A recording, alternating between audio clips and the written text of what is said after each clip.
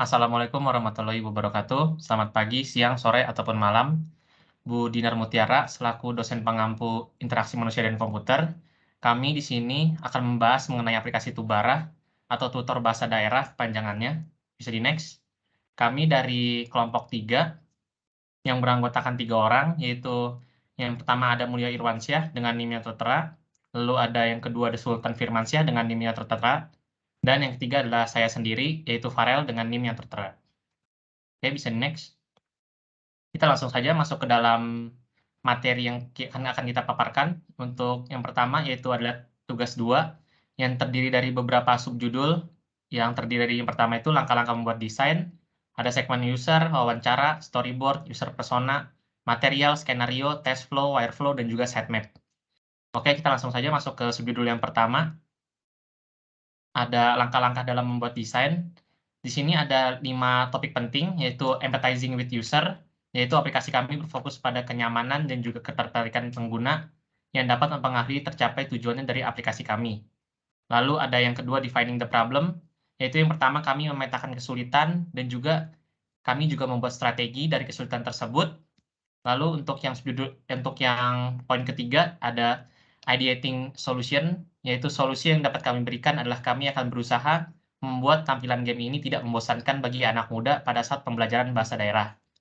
Untuk prototypingnya, kami akan membuat sketsa desain yang terdiri dari user persona dan juga skenario, customer journey map, skenario, dan juga pada terakhir akan kami membuat wireframe dan juga sitemap. Lalu akan terdapat testing, yaitu pengujian pada aplikasi. Bisa di next. Untuk segmentasi usernya dibagi menjadi 3, yaitu untuk demografis, yaitu rentang usia 10-19 tahun. Untuk segmentasi geografis akan berdasarkan bahasa, yaitu bahasa daerah yang ada di Indonesia. Dan juga segmentasi yang ketiga adalah psikografis, yaitu berdasarkan kebutuhan user atau need-based user. Oke, bisa di next. Nah, wawancaranya ini memiliki 2 tujuan, yaitu yang pertama, mengetahui kelemahan yang ada pada aplikasi kami, dan juga kedua adalah mengukur kepuasan aplikasi kami berdasarkan umpan balik kualitatif dan juga kuantitatif.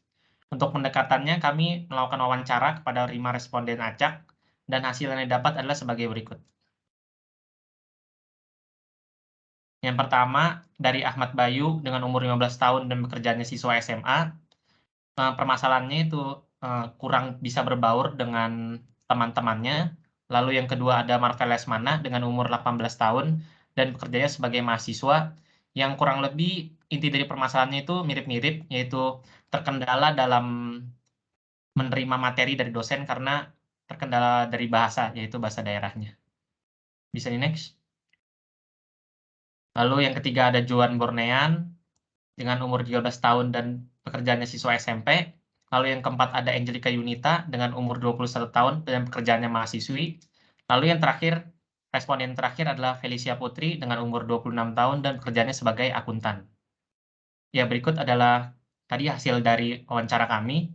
Lalu dari hasil wawancara ini, kami dapat menarik kesimpulan berupa customer journey map yang terdapat discovery-nya, lalu terdapat registration, terdapat onboarding dan juga first use, dan juga sharing. Nah, itu adalah riset yang sudah kami kumpulkan dari 5 responden tersebut, dan akan menghasilkan outcome atau output yang ada di sebelah kanan yang warna hitam itu, akan menghasilkan kalau misalnya pengguna-pengguna yang menggunakan aplikasi Tubara akan setidaknya bisa berbahasa 1 atau 2 bahasa daerah yang mereka pilih nanti.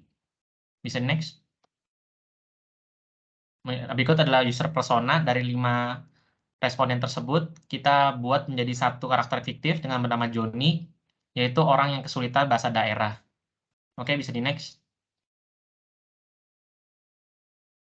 Nah, untuk bagian dari material akan dijelaskan oleh Sultan Firmansyah. Baik, terima kasih. Di sini ada material yang kami gunakan pada kelompok kami yaitu berbasis aplikasi mobile. Jadi next. Berikutnya ada skenario. Di sini judul skenario kami yaitu siswa pindahan. Yaitu siswa adalah orang yang datang ke sekolah untuk memperoleh atau mempelajari beberapa tipe pendidikan. Selanjutnya ada key goals and needs, yaitu bisa belajar dengan baik, mampu berkomunikasi dengan baik dengan orang lain menggunakan bahasa daerah, dan bisa mengerti bahasa daerah yang diucapkan orang lain. Berikutnya ada key pains and constraint. Yang pertama, tidak tahu harus belajar dari mana dan mengeluarkan uang yang banyak untuk belajar. Selanjutnya ada konteks. Di sini memberikan solusi berbentuk platform yang mudah diakses dan gratis untuk mempelajari bahasa daerah. Dan ada key activities and test. Di sini menyiapkan lingkungan belajar yang baik, menemukan cara interaktif untuk belajar bahasa daerah, dan belajar bahasa daerah sesuai dengan tingkat pemahaman. Jadi next. Berikutnya di sini ada text flow. Yang pertama ada mulai, setelah itu ada loading page. Setelah itu ada halaman register. Selanjutnya ada pilihan, ada daftar dan masuk. Jika daftar, kita akan menuju ke halaman pemilihan bahasa. Selanjutnya ada memilih bahasa yang diinginkan. Setelah itu ada 3 pilihan, ada profil pengguna, homepage, dan papan skor. Jika kita memilih homepage, akan masuk ke tutorial dan pemilihan level. Jika kita masuk ke pemilihan level, kita akan mengerjakan tes. Selanjutnya ada pilihan lagi, ada lanjut dan tidak lanjut. Jika lanjut, kita akan menyelesaikan tesnya. Bisa di next. Dan workflow di sini yaitu pengembangan dari text flow. Next. Berikutnya ada sitemap. Di sini sitemap ada aplikasi. Aplikasi terdiri dari halaman register. Pada halaman register ini ada sign in dan login. Selanjutnya ada memilih kategori bahasa daerah. Di sini ada beberapa bahasa daerah Aceh, Ambon, Bali, dan lain-lain. Berikutnya ada homepage. Di sini ada tutorial caranya dan ada level 1 sampai level terakhir. Berikutnya ada papan skor. Di sini ada pemilihan bahasa, profil, nama, dan skor. Berikutnya ada profil. Di sini ada username, statistik, pencapaian, dan pengaturan. Bisa di next. Di sini ada tugas 3, ada high fidelity dan analisis SWOT. Pada high fidelity ini, di sini ada loading page. Di sini ada logo dari aplikasi kami yaitu Tubara. Dan berikutnya ada halaman check in atau check out. Di sini ada halaman login dengan email dan password. Jika sudah memiliki akun, kita bisa langsung memasukkan saja. Berikutnya ada halaman memilih bahasa. Di sini ada beberapa bahasa daerah seperti Aceh, Ambon, Bali, dan lain-lain. Selanjutnya akan dijelaskan oleh teman saya, Mulya.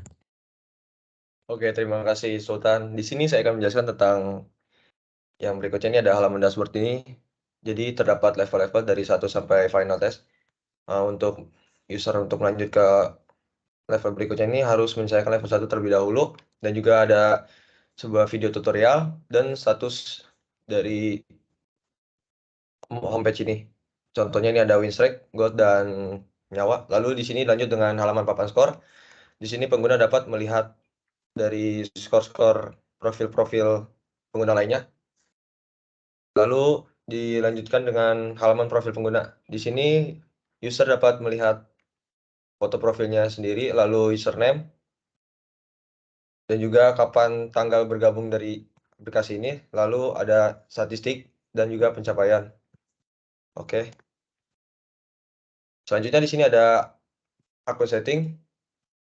Di sini user dapat mengganti username-nya, lalu menambahkan bio, email address, dan jika ingin mengganti bahasa bisa di sini. Lalu ada menghubungkan akun dengan akun Twitter atau Facebook.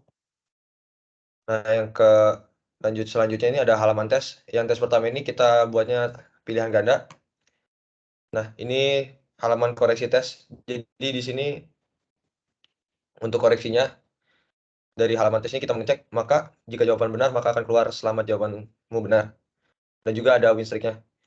Oke, kita lanjut aja. Di sini ada halaman tes kedua yaitu question and answer atau Q&A. Jadi di sini kita menyajikan 5 pertanyaan contohnya dan jadi user ini langsung menjawab.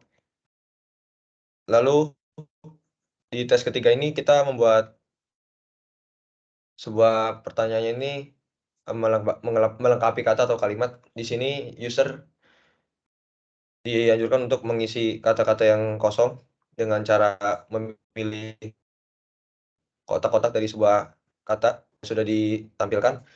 Jika ada bantuan atau apa, silakan klik tombol lampu di sini. Lalu halaman konfirmasi untuk kembali. Nah, jika user ingin kembali ini, tinggal mencet tombol silang yang ada di sebelah kiri atas pojok. Jika user memilih pencet keluar, lalu akan tampil homepage. Jika batal, maka akan melanjutkan tes tersebut. Oke, lalu lanjut lagi. Di sini halaman tes keempat ini ada pencocokan kata. Jadi, user ini harus mencocokkan mana kata yang benar, mana kata yang tepat. Lalu yang kelima ini ada tes kelima ini final test. Jadi di sini kita membuatnya teka-teki silang. Jadi user ini harus mengisi pertanyaan yang horizontal dan vertikal. Jika semuanya benar, maka win streak-nya akan full merah. Oke.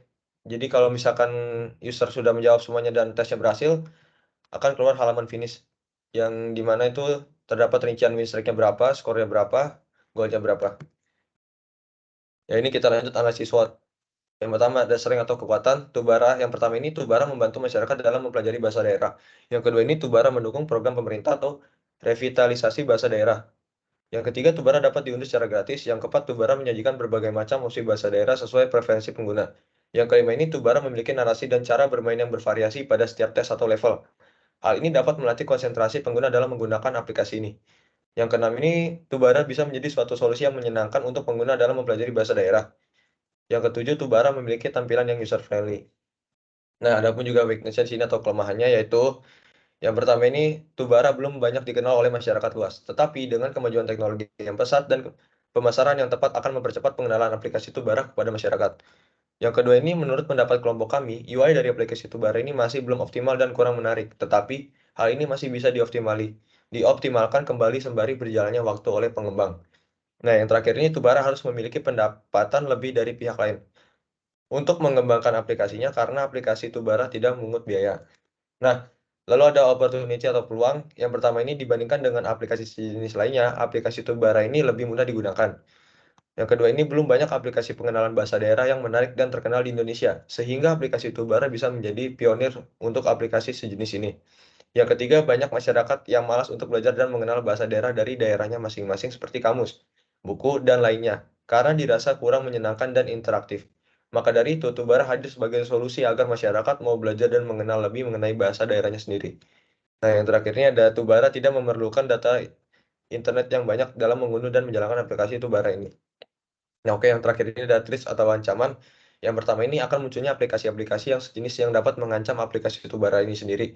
Lalu yang kedua ini munculnya kompetitor aplikasi dari perusahaan-perusahaan besar, sehingga menghambat berkembangnya aplikasi Tubara. Dan yang ketiga ini berpotensi adanya serangan cyber terhadap aplikasi secara umum. Nah, yang terakhir ini kemungkinan pengguna akan merasa bosan menggunakan aplikasi Tubara ini. Karena hanya menyediakan fitur pembelajaran bahasa daerah saja, sedangkan pengguna zaman sekarang lebih menyukai belajar bahasa asing. Oke, selanjutnya saya kembalikan ke Farel.